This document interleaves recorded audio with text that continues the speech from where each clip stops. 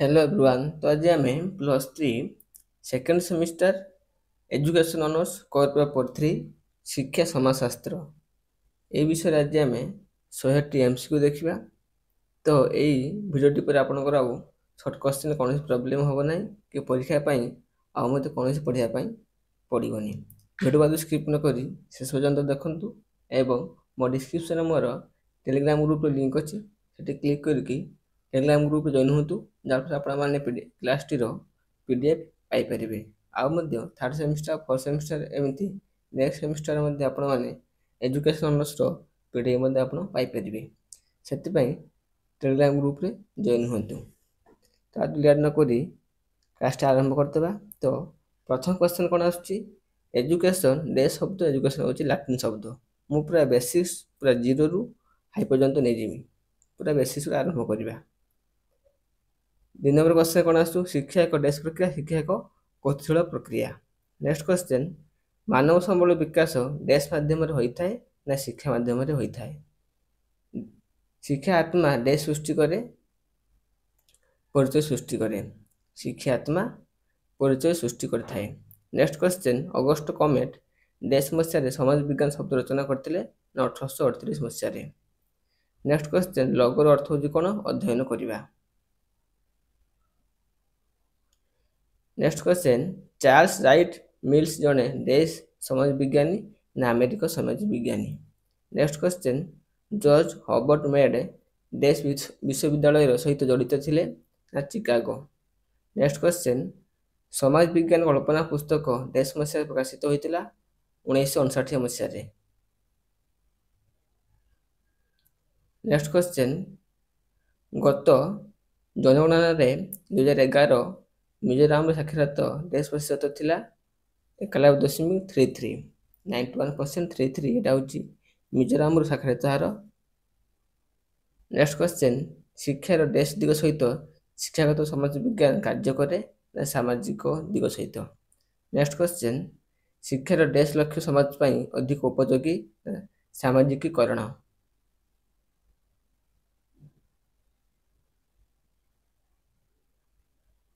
Next question आसवा ethics and politics रचयिता किए थे अरिस्टोटल। नेक्स्ट क्वेश्चन मानव संबल विकास क्या माध्यम होता है शिक्षा माध्यम होता है। नेक्स्ट क्वेश्चन शिक्षा विचारक माने सामाजिक स्थिरता उपर अधिक गुरुत्व देते ना प्रकार्यवादी। क्यों विचारक माने सामाजिक स्थिरता उपर अधिक गुरुत्व देते ना प्रकार्यवादी विचारक माने। नेक्स्ट क्वेश्चन शिक्षार सामाजिक भूमिका संक्रांत कहार विचारधारा अत्यंत गुरुत्वपूर्ण दुखाई। नेक्स्ट क्वेश्चन जीवा शिक्षा व्यवस्था समाज रे व्यक्ति मानू भविष्य भूमिका निर्वाह करने प्रस्तुत करते किए कहते ना पारासनस कौन कहते शिक्षा व्यवस्था समाज व्यक्ति मान भविष्य भूमिका निर्वाह कर प्रस्तुति करता है। नेक्स्ट क्वेश्चन द्वंद्ववादी सिद्धांत क्यों सिद्धांतर पूर्ण विपरीत प्रकार्यवादी। नेक्स्ट क्वेश्चन द्वंद्ववादी सिद्धांत क्यों विचारधारा पर आधारित ना मार्क्सवादी। नेक्स्ट क्वेश्चन द्वंद्वात्मक दृष्टिक्रम अनुसार सामाजिक स्थिरता और सुरक्षा क्यों श्रेणी मान द्वारा संभव होता है ना शक्तिशाली श्रेणी मान द्वारा संभव होता है। नेक्स्ट क्वेश्चन परस्पर विरोधी समाज को कौन कहुए ना विभाजित बोली कहुए। नेक्स्ट क्वेश्चन क्या माध्यम अंतःक्रिया और अंत संपर्क स्थापन होता है ना प्रतीक माध्यम। नेक्स्ट क्वेश्चन जीवा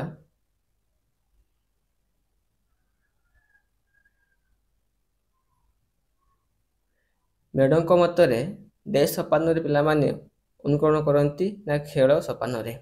नेक्स्ट क्वेश्चन मेडों भाषा व्यक्ति डेस परिवेश सृष्टि करती ना सामाजिक परिवेश। Next question looking glass self हो डेस को तत्व कुलिंग को तत्व। नेक्स्ट क्वेश्चन आसवा चार्ल्स कुलिंग मत जड़े व्यक्तिर आत्मा कि सामाजिक परिचय अन्य डेस ना निर्भरशील। नेक्स्ट क्वेश्चन कुलिंग मतरे लोक मैंने कल्पना करती जे से देश लोक को किपरि देखा जाती ना अन्य लोक को किपरि देखा जाती। कुलिंग मतरे कौन ना लोक मैंने कल्पना करती जे से अन्य लोक को किपरि देखा जाती। ନେକ୍ସଟ କ୍ୱେଶ୍ଚନ୍, କୁଲିଙ୍କ ଧାରଣା ଯେ ଜଣେ କେବଳ ଡ୍ୟାସ୍ ଅଭିଜ୍ଞତା ମାଧ୍ୟମରେ ପ୍ରକୃତ ଜ୍ଞାନ ପ୍ରକୃତ ମଣିଷ ହୋଇପାରିବ ନା ସାମାଜିକ ଅଭିଜ୍ଞତା ମାଧ୍ୟମରେ ଲୋକ ପ୍ରକୃତ ମଣିଷ ହୋଇପାରିବ।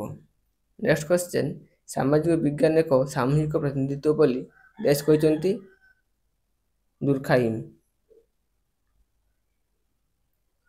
ନେକ୍ସଟ କ୍ୱେଶ୍ଚନ୍, ଏକ ସାମୂହିକ ଉପସ୍ଥାପନା ହେଉଛି ଏକ ଡ୍ୟାସ୍ ଯାହା ଏକ ଧାରଣା, ମୂଲ୍ୟ କିମ୍ବା ଆଦର୍ଶକୁ ପ୍ରତିନିଧିତ୍ୱ କରେ, ହେଉଛି ପ୍ରତୀକ। ନେକ୍ସଟ କ୍ୱେଶ୍ଚନ୍, ଦୁର୍ଖାଇମ୍ ଡ୍ୟାସ୍ ମସିହା ଜନ୍ମ ନେଇଥିଲେ ବା ହୋଇଥିଲେ 1858 ମସିହାରେ। ନେକ୍ସଟ କ୍ୱେଶ୍ଚନ୍, ଦୁର୍ଖାଇମ୍ଙ୍କ ମୃତ୍ୟୁ ଡ୍ୟାସ୍ ମସିହାରେ ପ୍ୟାରିସଠାରେ ହୋଇଥିଲା, ହେଉଛି 1917 ମସିହାରେ। ନେକ୍ସଟ କ୍ୱେଶ୍ଚନ୍, ଦୁର୍ଖାଇମ୍ଙ୍କ the rules of sociological method ବହି ଡ୍ୟାସ୍ ମସିହାରେ ଲୋକଲୋଚନକୁ ଆସିଥିଲା, ହେଉଛି 1895 ମସିହାରେ। ନେକ୍ସଟ କ୍ୱେଶ୍ଚନ୍ ଆସିବା, ସାମାଜିକରଣ ମୁଖ୍ୟତଃ କେତୋଟି ସ୍ତରକୁ ନେଇ ଗଠିତ? 4ଟି ସ୍ତରକୁ ନେଇକି ଗଠିତ। ନେକ୍ସଟ କ୍ୱେଶ୍ଚନ୍, ସାମାଜିକରଣ ଶୈଶବ ଅବସ୍ଥା କେତେ ବର୍ଷରେ ଶେଷ ହୋଇଥାଏ? ନା 3ୟ ବର୍ଷରେ ଶେଷ ହୋଇଥାଏ। ନେକ୍ସଟ କ୍ୱେଶ୍ଚନ୍, ସାମାଜିକରଣ କେଉଁ ସୋପାନରେ ବାଳକମାନଙ୍କଠାରେ ମାତୃବତୀ ଭାବନା ଦେଖାଯାଏ? ନା ଆଡିପାଲ ଅବସ୍ଥାରେ। ମିଡ୍ ଅହଙ୍କାର କେତୋଟି ସ୍ତରରେ ଦର୍ଶାଇଛନ୍ତି? ନା 3ଟି। ନେକ୍ସଟ କ୍ୱେଶ୍ଚନ୍, ଦର୍ପଣ ଅହଂ ତତ୍ତ୍ୱର ପୃଷ୍ଠପୋଷକତା କିଏ ଥିଲେ? ନା କୁଲେ ଥିଲେ। ସାମାଜିକରଣର ଅଡିପାଲ ସୋପାନ କେଉଁ ବର୍ଷଠାରୁ ଆରମ୍ଭ ହୋଇଥିଲା? ନା 4ର୍ଥ ବର୍ଷଠାରୁ ଆରମ୍ଭ ହୋଇଥିଲା। ନେକ୍ସଟ କ୍ୱେଶ୍ଚନ୍, 40 ନମ୍ବର କ୍ୱେଶ୍ଚନ୍ ଆସୁଛୁ, ସାମାଜିକରଣ ହେଉଛି ଏକ ପ୍ରକ୍ରିୟା ଯାହାଦ୍ୱାରା ଏକ ସାଂସ୍କୃତିକ ଆଧାର ସହ ଅହଂତ୍ୱ ଏବଂ ବ୍ୟକ୍ତିତ୍ୱ ଅର୍ଜନ କରିଥାଏ। ଏହା କିଏ କହିଥିଲେ? ଏହା ଗ୍ରୀନ୍ କହିଥିଲେ। ଦୁର୍ଖାଇମ୍ କେଉଁ ଶବ୍ଦଟି ଅବଲମ୍ବନ କରିଥିଲେ? ନା ବିବର୍ତ୍ତନମୂଳକ। ନେକ୍ସଟ କ୍ୱେଶ୍ଚନ୍, ଦୁର୍ଖାଇମ୍ କେଉଁ ଦେଶରେ ଜନ୍ମଗ୍ରହଣ କରିଥିଲେ? ନା ଫ୍ରାନ୍ସ ଦେଶରେ। Next question, ଡି.ଏଚ୍. ମିଡ୍ କେଉଁ ଦେଶର ରାସାୟନିକ ଓ ମନୋବିଜ୍ଞାନୀ? ନା ଆମେରିକାର। ନେକ୍ସଟ କ୍ୱେଶ୍ଚନ୍, ଯେଉଁ ବ୍ୟକ୍ତିମାନଙ୍କର ଡ୍ୟାସ୍ ଶକ୍ତି ଯେତେ ସେ କାର୍ଯ୍ୟରେ ସେତେ ସଫଳତା ହାସଲ କରିଥାଏ? ନା ଇଚ୍ଛା। ନେକ୍ସଟ କ୍ୱେଶ୍ଚନ୍, ବିପ୍ଳବ ପରେ ସମାଜରେ ଡ୍ୟାସ୍ ପ୍ରତିଷ୍ଠା ହୋଇଥାଏ? ନା ଶାନ୍ତି। ନେକ୍ସଟ କ୍ୱେଶ୍ଚନ୍, ଶିକ୍ଷା ଦ୍ୱାରା ବ୍ୟକ୍ତିର ସର୍ବାଙ୍ଗୀନ ଡ୍ୟାସ୍ ସାଧିତ ହୋଇଥାଏ? ଉନ୍ନତି। ନେକ୍ସଟ କ୍ୱେଶ୍ଚନ୍, ଶିକ୍ଷା ବ୍ୟବସ୍ଥାକୁ ସମାଜ ନିମନ୍ତେ ଏକ ଉପଯୁକ୍ତ ଡ୍ୟାସ୍ ଭାବେ ଗଢ଼ି ତୋଳିଥାଏ? ନା ନାଗରିକ। ନେକ୍ସଟ କ୍ୱେଶ୍ଚନ୍, ସମାଜରେ ପ୍ରଗତି ନିମନ୍ତେ ଶିକ୍ଷା ବ୍ୟବସ୍ଥାକୁ ଉପଯୁକ୍ତ ଡ୍ୟାସ୍ ପ୍ରଦାନ କରିଥାଏ? ନା ତାଲିମ। ନେକ୍ସଟ କ୍ୱେଶ୍ଚନ୍, ଡ୍ୟାସ୍ଙ୍କ ମତରେ ସାଂସ୍କୃତିକରଣ ଏକ ଅସ୍ଥାୟୀ ସମ୍ପ୍ରତୀୟ, ଶର୍ମାଙ୍କ ମତ ଅନୁସାରେ। 50 ନମ୍ବର କ୍ୱେଶ୍ଚନ୍ ଆସୁଛୁ, ହିନ୍ଦୁ ଧର୍ମ ଶାସ୍ତ୍ରମାନଙ୍କରେ ଉଲ୍ଲେଖ କରାଯାଇଛି ଯେ ବ୍ୟବହାରିକ ପଦ୍ଧତି, ପବିତ୍ରତା ଏବଂ ନୀତିନିୟମଗୁଡ଼ିକ ସଠିକ୍ ଭାବେ ଅନୁକରଣ କରିବା ଡ୍ୟାସ୍ର ଏକ ନମୁନା, ସଂସ୍କୃତିକରଣର ଏକ ନମୁନା। 41, ସାଂସ୍କୃତିକରଣ ପରିବର୍ତ୍ତନର ଏକ ଡ୍ୟାସ୍ ପ୍ରକ୍ରିୟା ନା ଦେଶୀୟ ପ୍ରକ୍ରିୟା। ନେକ୍ସଟ କ୍ୱେଶ୍ଚନ୍, ଡ୍ୟାସ୍ଙ୍କ ମତରେ ବ୍ରିଟିଶ ଶାସନର ପ୍ରଭାବ ଫଳରେ ଭାରତରେ ପ୍ରକୃତ ପାଶ୍ଚାତ୍ୟୀକରଣ ପ୍ରକ୍ରିୟା ଆରମ୍ଭ ହୋଇଛି? ନା ଶ୍ରୀନିବାସଙ୍କ ମତରେ। ନେକ୍ସଟ କ୍ୱେଶ୍ଚନ୍, ଭାରତରେ କ୍ଷୁଦ୍ର ପରମ୍ପରା ଉପରେ ପାଶ୍ଚାତ୍ୟକରଣ ପ୍ରଭାବକୁ ଡ୍ୟାସ୍ ପାଶ୍ଚାତ୍ୟକରଣ କୁହାଯାଏ? ନା ପ୍ରାଥମିକ ପାଶ୍ଚାତ୍ୟକରଣ କୁହାଯାଏ। ନେକ୍ସଟ କ୍ୱେଶ୍ଚନ୍, 44 ଆସୁଛି, ଆଧୁନିକରଣ ସମ୍ପ୍ରତୀୟଟି ଡ୍ୟାସ୍ ଶବ୍ଦରୁ ଆସିଅଛି? ଲାଟିନ ଶବ୍ଦରୁ ଆସିଅଛି। ନେକ୍ସଟ କ୍ୱେଶ୍ଚନ୍, ମଡର ଅର୍ଥ ଡ୍ୟାସ୍? ସାମ୍ପ୍ରତିକ। ନେକ୍ସଟ କ୍ୱେଶ୍ଚନ୍, ଆଧୁନିକରଣ ସମ୍ପ୍ରତୀୟଟି ଡ୍ୟାସ୍ ଦେଶର ବୁଦ୍ଧିଜୀବୀମାନେ ସୃଷ୍ଟି କରିଥିଲେ? ଆମେରିକା ଦେଶର ବୁଦ୍ଧିଜୀବୀମାନେ। ନେକ୍ସଟ କ୍ୱେଶ୍ଚନ୍, ଡ୍ୟାସ୍ଙ୍କ ମତରେ ସାମ୍ପ୍ରତିକ ଶବ୍ଦରେ ମନୁଷ୍ୟର ଜ୍ଞାନର ଦୃଷ୍ଟାନ୍ତମୂଳକ ବୃଦ୍ଧି ଏବଂ ପରିବେଶ ଉପରେ ନିୟନ୍ତ୍ରଣ ବୃଦ୍ଧି ସାମଗ୍ରିକ ପ୍ରଭାବକୁ ଆଧୁନିକରଣ କରିଥାଏ? ନା ବ୍ଲଙ୍କ ମତରେ। ନେକ୍ସଟ କ୍ୱେଶ୍ଚନ୍, 48 ଆସୁଛି, ଡ୍ୟାସ୍ଙ୍କ ମତରେ ଏକ ଜଟିଳ ଓ ବହୁମୁଖୀ ପ୍ରକ୍ରିୟା ଭାବେ ଆଧୁନିକରଣ ବିଭିନ୍ନ କ୍ଷେତ୍ରରେ ପରିବର୍ତ୍ତନକୁ ଅନ୍ତର୍ଭୁକ୍ତ କରିଥାଏ? ନା ସ୍କେଲସନଙ୍କ ମତରେ। ନେକ୍ସଟ କ୍ୱେଶ୍ଚନ୍ ଆସିବା, ଆଧୁନିକରଣରେ ମୂଳଦୁଆ କିଏ ପ୍ରଦାନ କରିଥାନ୍ତି? ଫାର୍ନର୍ସ। ନେକ୍ସଟ କ୍ୱେଶ୍ଚନ୍, ଆଧୁନିକରଣ ଢାଞ୍ଚା ଇଂରାଜୀରେ ଡ୍ୟାସ୍ କେଉଁ ଦଶକରେ ପରିବର୍ତ୍ତିତ ହୋଇଥିଲା 1930 ଦଶକରେ। ନେକ୍ସଟ କ୍ୱେଶ୍ଚନ୍, ଟେଲିଫୋନ କେଉଁ କ୍ଷେତ୍ରରେ ବିପ୍ଳବ ଆଣିଛି? ସୂଚନା କ୍ଷେତ୍ରରେ। ନେକ୍ସଟ କ୍ୱେଶ୍ଚନ୍, 1929 ମସିହାରେ ଆଧୁନିକୀକରଣକୁ ସମାଲୋଚନା କରିଥିବା ବିଦ୍ୱାନଙ୍କ ନାମ କ'ଣ ଥିଲା? ନା ଆଲବର୍ଟ। ନେକ୍ସଟ କ୍ୱେଶ୍ଚନ୍ 63 ଆସୁଛି, ଆଧୁନିକୀକରଣ ଫଳରେ କେଉଁ ଦେଶର ଅଧିକ ପାଶ୍ଚାତ୍ୟ ହୋଇଥିଲା? ଜାପାନ। ନେକ୍ସଟ କ୍ୱେଶ୍ଚନ୍, ଅର୍ଥନୀତିକୁ ଆନ୍ତର୍ଜାତୀୟ ସ୍ତରକୁ ନେଇଯିବା ପାଇଁ ଅନ୍ୟ କେଉଁ ପ୍ରମୁଖ ନୀତି ସହ ଖୋଲା ଏବଂ ଉନ୍ନତ କରିବାକୁ କ'ଣ କୁହାଯାଏ? ନା ଜଗତୀକରଣ ବୋଲି କୁହାଯାଏ। ପୁଣି ଥରେ କ୍ୱେଶ୍ଚନଟି ପଢ଼ିଦେଉଛି, ଅର୍ଥନୀତିକୁ ଆନ୍ତର୍ଜାତିକ ସ୍ତରକୁ ନେଇଯିବା ପାଇଁ ଏହାର ଅର୍ଥ ହେଉଛି କ'ଣ? ନା ଗୋଟିଏ ରାଷ୍ଟ୍ରର ଅର୍ଥନୀତି ବିଶ୍ୱ ଅର୍ଥନୀତି ସହିତ ଯୋଡ଼ିବା ପାଇଁ ତାକୁ ଆମେ କ'ଣ କହିବା? ତାକୁ ଆମେ ଜଗତୀକରଣ ବୋଲି କହିବା। ଓକେ, ଦେନ୍ ନେକ୍ସଟ କ୍ୱେଶ୍ଚନ୍ ଯିବା 65କୁ। ଗୋଟେ ଜୁମ୍ କରିଦେଉଛି, ଭଲ ଭାବରେ ଦେଖାଯିବ। ଜଗତୀକରଣ ଉପରେ ବିଦେଶୀ ପ୍ରତିଯୋଗିତା ଦ୍ୱାରା କେଉଁ ଶିଳ୍ପ ପ୍ରଭାବିତ ହୋଇଥିଲା? ନା ଦୁଗ୍ଧଜାତ ଶିଳ୍ପ ଅଧିକ ପ୍ରଭାବିତ ହୋଇଥିଲା। ନେକ୍ସଟ କ୍ୱେଶ୍ଚନ୍, ଜଗତୀକରଣ ଯୋଗୁଁ କେଉଁ କ୍ଷେତ୍ର ସବୁଠାରୁ କମ୍ ଲାଭ ପାଇଲା? ନା କୃଷି। ଜଗତୀକରଣ ଯୋଗୁଁ କେଉଁ କ୍ଷେତ୍ର ସବୁଠାରୁ କମ୍ ଲାଭ ପାଇଲା? ତା ହେଉଛି କୃଷି କ୍ଷେତ୍ରଟି ଅଧିକ କମ୍ ଲାଭ ପାଇଥିଲା। ନେକ୍ସଟ କ୍ୱେଶ୍ଚନ୍, କେଉଁ ବାଣିଜ୍ୟକୁ ଜଗତୀକରଣର ପ୍ରୋତ୍ସାହିତ କରେ? ନା ବାହ୍ୟ।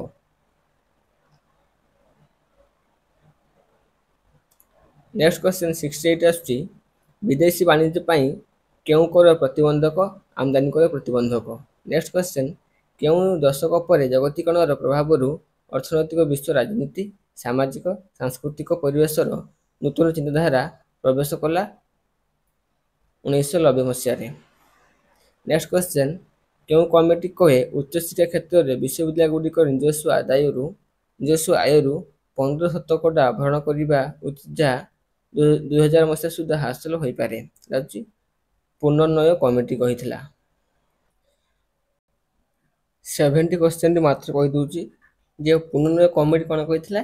ଉଚ୍ଚଶିକ୍ଷା କ୍ଷେତ୍ରରେ ବିଶ୍ୱବିଦ୍ୟାଳୟଗୁଡ଼ିକ ନିଜସ୍ୱ ଆୟରୁ ଯଦି 15% ଯଦି ଭରଣ କରିବା ପାଇଁ ରଖାଯିବ, ତେବେ 2000 ମସିହା ସୁଦ୍ଧା ଏହା ହାସଲ କରିହେବ। ନେକ୍ସଟ କ୍ୱେଶ୍ଚନ୍ 71, ଦାରିଦ୍ର୍ୟ ଓ ବୈଷୟିକ ଦୂରୀକରଣ କରିବା ଶକ୍ତିଶାଳୀ ମାଧ୍ୟମ କ'ଣ? ନା ଶିକ୍ଷା। ଦରିଦ୍ର ଏବଂ ବୈଷମ୍ୟ ଦୂରୀକରଣ କରିବା ପାଇଁ ଶିକ୍ଷା ହେଉଛି ଗୋଟିଏ ମାଧ୍ୟମ। ନେକ୍ସଟ କ୍ୱେଶ୍ଚନ୍, କେଉଁ ସଂସ୍ଥା କହେ ଶିକ୍ଷା ବଜାରରେ ଏକ ପୂର୍ଣ୍ଣ ଦ୍ରବ୍ୟ ଯାହାକୁ ବିକ୍ରି କରାଯାଇପାରିବ?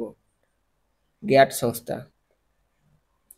ନେକ୍ସଟ କ୍ୱେଶ୍ଚନ୍ 73 କ'ଣ କ୍ୱେଶ୍ଚନ୍ ଆସୁଛି, ବିଦ୍ୟାଳୟ ହେଉଛି ଦେଶ ଶିକ୍ଷାର ପ୍ରତିଷ୍ଠାନ ନା ଅନୌପଚାରିକ? ନେକ୍ସଟ କ୍ୱେଶ୍ଚନ୍, ଏକ ସୁସ୍ଥ ଶିକ୍ଷା ପ୍ରଣାଳୀରେ ଗୃହ ଶିକ୍ଷାନୁଷ୍ଠାନ ଗୃହରେ ପରିଣତ ହେବା ଉଚିତ ବୋଲି ଡେସ୍ କହିଥିଲେ? ନା ବିନୋବା। ନେକ୍ସଟ କ୍ୱେଶ୍ଚନ୍, ଶିଶୁର ସାମାଜିକରଣ ଭିତ୍ତିପ୍ରସ୍ତର ପ୍ରଥମେ ଡେସ୍ରୁ ଆରମ୍ଭ ହୋଇଥାଏ ନା ପରିବାରରୁ ଆରମ୍ଭ ହୋଇଥାଏ? ନେକ୍ସଟ କ୍ୱେଶ୍ଚନ୍, ଯେଉଁ ଶିକ୍ଷା ସଂସ୍ଥାଗୁଡ଼ିକ ପ୍ରତ୍ୟକ୍ଷ ଶିକ୍ଷାଦାନର ଅବସ୍ଥା ଥାଏ ତାହାକୁ ଡେସ୍ ଶିକ୍ଷା ପ୍ରତିଷ୍ଠାନ କୁହାଯାଏ ନା ଔପଚାରିକ ଶିକ୍ଷା ପ୍ରତିଷ୍ଠାନ କୁହାଯାଏ? ନେକ୍ସଟ କ୍ୱେଶ୍ଚନ୍, ଯେଉଁ ସଂସ୍ଥାଗୁଡ଼ିକ ସ୍ୱେଚ୍ଛାକୃତ ଭାବେ ଗଢ଼ି ଉଠେ ତାହାକୁ ଶିକ୍ଷାର ଡେସ୍ ସଂସ୍ଥା କୁହାଯାଏ? ଅନୌପଚାରିକ ସଂସ୍ଥା ବୋଲି କୁହାଯାଏ। ନେକ୍ସଟ କ୍ୱେଶ୍ଚନ୍, ବୟସ୍କ ଲୋକଙ୍କ ପାଇଁ ଡେସ୍ ସାକ୍ଷରତା କାର୍ଯ୍ୟକ୍ରମ ପ୍ରବର୍ତ୍ତନ କରାଯାଇଛି? ବ୍ୟବହାରିକ ସାକ୍ଷରତା କାର୍ଯ୍ୟକ୍ରମ। ନେକ୍ସଟ କ୍ୱେଶ୍ଚନ୍, ଯେଉଁ ସଂସ୍ଥାଗୁଡ଼ିକ ଶିକ୍ଷାଦାନ ଓ ଶିକ୍ଷା ଗ୍ରହୀତା ମାଧ୍ୟମରେ ପ୍ରତ୍ୟକ୍ଷ ଓ ପାରସ୍ପରିକ ସମ୍ପର୍କ ପ୍ରତିଷ୍ଠା ହୁଏ ତାହାକୁ ଡେସ୍ କୁହାଯାଏ? ତାହାକୁ ସକ୍ରିୟ ଶିକ୍ଷା ସଂସ୍ଥା କୁହାଯାଏ। ନେକ୍ସଟ କ୍ୱେଶ୍ଚନ୍, ଦୂରଦର୍ଶନ ଏକ ଡେସ୍ ସଂସ୍ଥା ଅଟେ ନା ନିଷ୍କ୍ରିୟ ସଂସ୍ଥା ଅଟେ?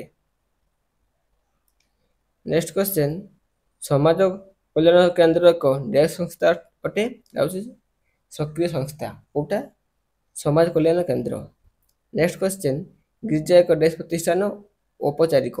ନେକ୍ସଟ କ୍ୱେଶ୍ଚନ୍, ସ୍କୋଲ ର ଅର୍ଥ ଡେସ୍? ଅବକାଶ।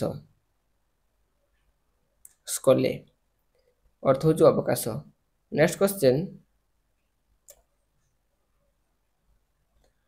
ଲୋକମାନେ ଜୀବନଶୈଳୀର ଦେଖାଦେଇଥିବା ପରିବର୍ତ୍ତନ ବା ସଂଶୋଧନକୁ ସାମାଜିକ ପରିବର୍ତ୍ତନ ବୋଲି ଡେସ୍ କହିଥିଲେ? କୋଏନିକ୍। ନେକ୍ସଟ କ୍ୱେଶ୍ଚନ୍, ଜନ୍ମ ଏବଂ ମୃତ୍ୟୁ ଭାଗରୁ ଅନ୍ତର୍ଭୁକ୍ତ କରି ଜନସଂଖ୍ୟା ପରିବର୍ତ୍ତେ ଦ୍ୱାରା ପରିଚାଳିତ ସାମାଜିକ ପରିବର୍ତ୍ତନକୁ ଡେସ୍ ପରିବର୍ତ୍ତନ କୁହାଯାଏ? ଜନସଂଖ୍ୟା ପରିବର୍ତ୍ତନ କୁହାଯାଏ। ଜନ୍ମ ଏବଂ ମୃତ୍ୟୁ ଭାରକୁ ଅନ୍ତର୍ଭୁକ୍ତ କରି ଜନସଂଖ୍ୟା ପରିବର୍ତ୍ତନ ଦ୍ୱାରା ପରିଚାଳିତ ସାମାଜିକ ପରିବର୍ତ୍ତନକୁ ଆମେ ଜନସଂଖ୍ୟା ପରିବର୍ତ୍ତନ କହିଥାଉ। ନେକ୍ସଟ କ୍ୱେଶ୍ଚନ୍, ପାରମ୍ପରିକ ପରିବାରରେ ସଂରଚନା ହ୍ରାସ ଏବଂ ଏକ ପିତାମାତା ପରିବାରର ବୃତ୍ତି ହେଉଛି ଡେସ୍ ପରିବର୍ତ୍ତନ ବା ସାଂସ୍କୃତିକ ପରିବର୍ତ୍ତନ। ନେକ୍ସଟ କ୍ୱେଶ୍ଚନ୍, ଡେସ୍ ସାମାଜିକ ପରିବର୍ତ୍ତନ ଧୀରେ ଧୀରେ ଏବଂ କ୍ରମାଗତ ରୂପାନ୍ତରିତ ହୋଇଥାଏ ନା ବିବର୍ତ୍ତନଶୀଳ ସାମାଜିକ ପରିବର୍ତ୍ତନ। ନେକ୍ସଟ କ୍ୱେଶ୍ଚନ୍, ଡେସ୍ କହିଥିଲେ ସମାଜ ହେଉଛି ପରିବର୍ତ୍ତନଶୀଳ ସାମାଜିକ ସମ୍ପର୍କରେ ବୁଡ଼ିଆଣି ଜାଲ, ମାଇକେଇ ଭଲ୍ କହିଥିଲେ। ନେକ୍ସଟ କ୍ୱେଶ୍ଚନ୍, ଡେସ୍ କହିଥିଲେ ସାମାଜିକ ପରିବର୍ତ୍ତନ ଗୁଡ଼ିକ ସମାନ ଓ କ୍ରମଶଃ ଓ ପ୍ରଗତିଶୀଳ ନା ସ୍ପେନ୍ସର କହିଥିଲେ। ନେକ୍ସଟ କ୍ୱେଶ୍ଚନ୍, ଡେସ୍ଙ୍କ ମତରେ ସମ୍ମିଳିତ ଉପଲବ୍ଧିର ବିକାଶ ଓ ଏଠି କାର୍ଯ୍ୟ କରିବା ଦକ୍ଷତା ଏବଂ ଇଚ୍ଛାଶକ୍ତି ବୃଦ୍ଧିକୁ ସାମାଜିକରଣ କୁହାଯାଏ, ଏଇଟା ହେଉଛି ରସ୍ କହିଥିଲେ। ନେକ୍ସଟ କ୍ୱେଶ୍ଚନ୍, ଯେତେବେଳେ ବ୍ୟକ୍ତି ସମାଜ ଦ୍ୱାରା ପରିଚାଳିତ ନିୟମ କାନୁନ ମାନି ଆପେ ଆପେ ନିୟନ୍ତ୍ରିତ କରିଥାନ୍ତି ତାହାକୁ ଡେସ୍ କୁହାଯାଏ, ତାହାକୁ ସକାରାତ୍ମକ ନିୟନ୍ତ୍ରଣ କୁହାଯାଏ। ନେକ୍ସଟ କ୍ୱେଶ୍ଚନ୍, ଜରିମାନା, ଦଣ୍ଡବିଧାନ, ସମାଲୋଚନା, ବ୍ୟଙ୍ଗ ଆଦି ବ୍ୟବସ୍ଥା ଦ୍ୱାରା ବ୍ୟକ୍ତିମାନଙ୍କ ଉପରେ ଯେଉଁ ନିୟନ୍ତ୍ରଣ ଜାରି କରାଯାଏ ତାହାକୁ ଡେସ୍ ସାମାଜିକ ନିୟନ୍ତ୍ରଣ କୁହାଯାଏ, ତାହାକୁ ନକାରାତ୍ମକ ସାମାଜିକ ନିୟନ୍ତ୍ରଣ କୁହାଯାଏ। ନେକ୍ସଟ କ୍ୱେଶ୍ଚନ୍, ଯେଉଁ ସାମାଜିକ ନିୟନ୍ତ୍ରଣ ଯୋଜନାବଦ୍ଧ ଭାବେ କରାଯାଏ ବ୍ୟକ୍ତିମାନଙ୍କ ଉପରେ ପ୍ରୟୋଗ କରାଯାଇଥାଏ ତାହାକୁ ଡେସ୍ ସାମାଜିକ ନିୟନ୍ତ୍ରଣ କୁହାଯାଏ, ତାକୁ ଔପଚାରିକ ସାମାଜିକ ନିୟନ୍ତ୍ରଣ କୁହାଯାଏ। ନେକ୍ସଟ କ୍ୱେଶ୍ଚନ୍, ଯେଉଁ ସାମାଜିକ ନିୟନ୍ତ୍ରଣ ବ୍ୟବସ୍ଥା ଯୋଜନାବଦ୍ଧ ଭାବେ କରାନଯାଇ ଆପେ ଆପେ ସୃଷ୍ଟି ହୋଇଥାଏ ତାହାକୁ ଡେସ୍ କୁହାଯାଏ, ତାହାକୁ ଅନୌପଚାରିକ ସାମାଜିକ ନିୟନ୍ତ୍ରଣ କୁହାଯାଏ। ନେକ୍ସଟ କ୍ୱେଶ୍ଚନ୍, ଗହଳି ହାଟରେ ଶୃଙ୍ଖଳାର ସହିତ କାର୍ଯ୍ୟ ହାସଲ କରିବା ନିମନ୍ତେ ବ୍ୟକ୍ତିକୁ ଡେସ୍ ସାମାଜିକ ନିୟନ୍ତ୍ରଣ କୁହାଯାଏ, ନକାରାତ୍ମକ ସକାରାତ୍ମକ। ସକାରାତ୍ମକ କୋଉଟା ନା ଯୋଉଟା ଗହଳି ହାଟରେ ଶୃଙ୍ଖଳା ସହିତ କାର୍ଯ୍ୟ ହାସଲ କରିବା ନିମନ୍ତେ ବ୍ୟବସ୍ଥାକୁ ସକାରାତ୍ମକ ସାମାଜିକ ନିୟନ୍ତ୍ରଣ କୁହାଯାଏ।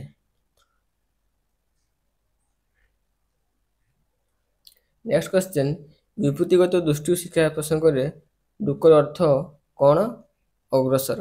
ନେକ୍ସଟ କ୍ୱେଶ୍ଚନ୍, ଶିକ୍ଷାର ବିଭୂତିଗତ ଦୃଷ୍ଟିରୁ ଏଜୁକେୟାର ଅର୍ଥ କହିଲେ କ'ଣ ବୁଝ ନା ବଢ଼ାଇବା। ନେକ୍ସଟ କ୍ୱେଶ୍ଚନ୍, ସମାଜଶାସ୍ତ୍ରଙ୍କ ମତରେ ଶିକ୍ଷା ଏକ ବସ୍ତୁ ନୁହେଁ, ତେବେ ଏହା କ'ଣ ଅଟେ? ଏକ ପ୍ରତିକ୍ରିୟା ଅଟେ। ନେକ୍ସଟ କ୍ୱେଶ୍ଚନ୍, ଶିକ୍ଷା ଶବ୍ଦ ସଂସ୍କୃତ ଭାଷା କେଉଁ ଧାତୁରୁ ଆସିଛି ନା ଶିଖ୍ ଧାତୁରୁ ଆସିଅଛି। ନେକ୍ସଟ କ୍ୱେଶ୍ଚନ୍, ଶିଖ୍ ଶବ୍ଦର ଅର୍ଥ ହେଉଛି କ'ଣ ନା ଶିଖାଇବା। ତ ଫାଇନାଲି ଏହା ଥିଲା ଆପଣଙ୍କର ଏଜୁକେସନ ଅନର୍ସ କୋର୍ ପେପର୍ 3 ଶିକ୍ଷା ସମାଜଶାସ୍ତ୍ର। ମୁଁ ଟୋଟାଲି 100ଟି MCQ ଡିସ୍କସ୍ କରିଦେଲି। ନିଶ୍ଚିତ ରୂପେ ଭିଡ଼ିଓଟି ଗୋଟେ ଲାଇକ୍ ଦିଅନ୍ତୁ, ସାଙ୍ଗମାନଙ୍କୁ ନିଶ୍ଚିତ ରୂପେ ଭିଡ଼ିଓଟି ସେୟାର କରନ୍ତୁ ଏବଂ ଟେଲିଗ୍ରାମ ଗ୍ରୁପରେ ଜଏନ୍ ହୁଅନ୍ତୁ, ଯାହାଫଳରେ ଆପଣମାନେ କ୍ଲାସ୍ ଗୁଡ଼ିକର PDF ପାଇପାରିବେ। Thank you all.